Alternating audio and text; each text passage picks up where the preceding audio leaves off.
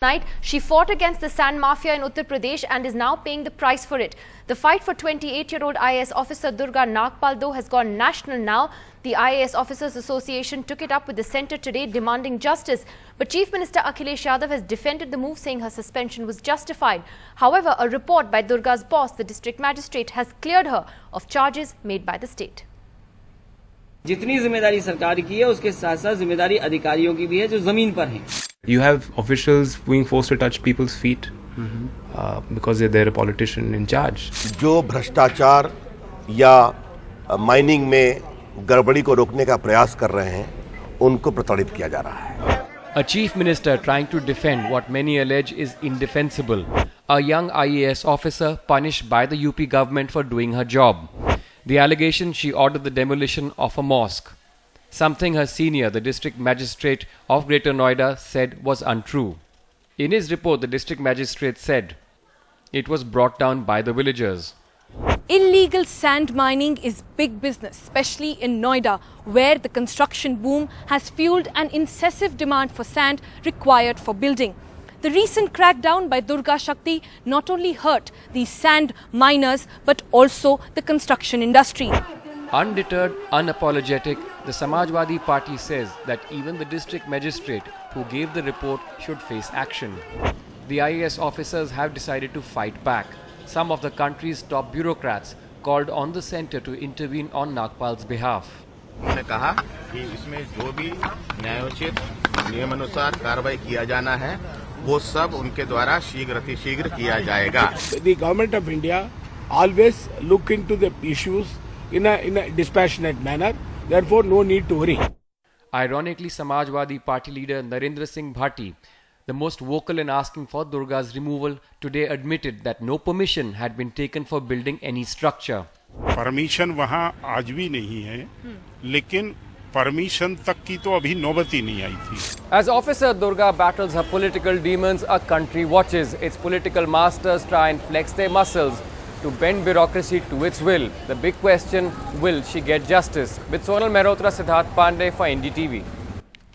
So can IAS officers really be independent in today's India? That's what we're asking tonight. Joining us on the program this evening now is senior IAS officer Ashok Khemka, whom everyone would recall made waves by cancelling the land deal between Robert Vadra and realty giant DLF, and he's seen some 44 transfers in 20 years of his career. Also joining us tonight is Sanjay R. Bhusreddy, the secretary of the Central IAS Association. We have from the Samajwadi Party in Lucknow, senior Samajwadi Party leader Navid Siddiqui. Also joining us shortly will be Narendra Singh Bhatti, also of the Samajwadi Party. Let me ask Mr. Navid Siddiqui first. Mr. Siddiqui, let's just take a look at what the DM's report says on Durga Nagpal. One, that she never demolished the wall of any religious structure. She was asked to go there because of some illegal construction that was taking place, that the villagers chose to dismantle this on their own, that there was no communal tension or the possibility of any clash between religious communities that was possible.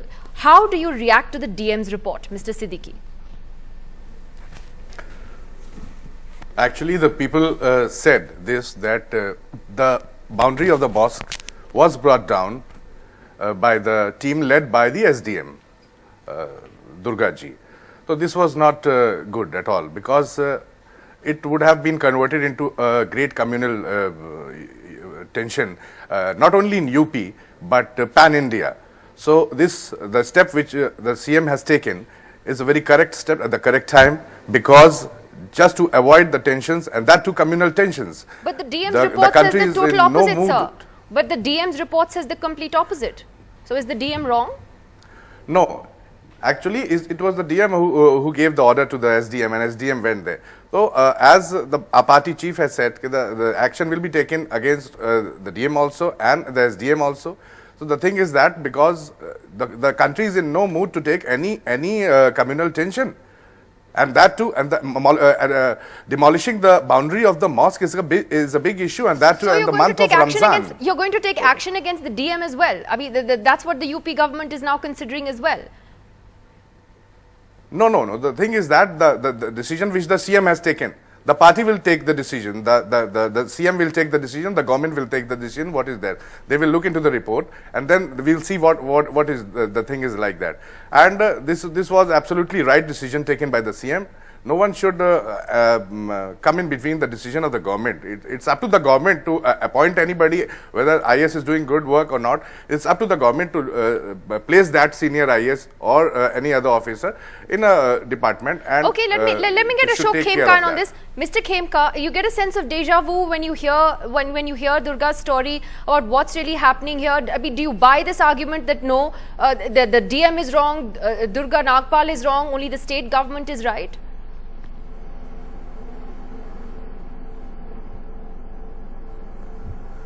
Nidhi, first let me say that whatever views I express in your channel are my personal views and not that of the government of UP or Haryana or India or any other government.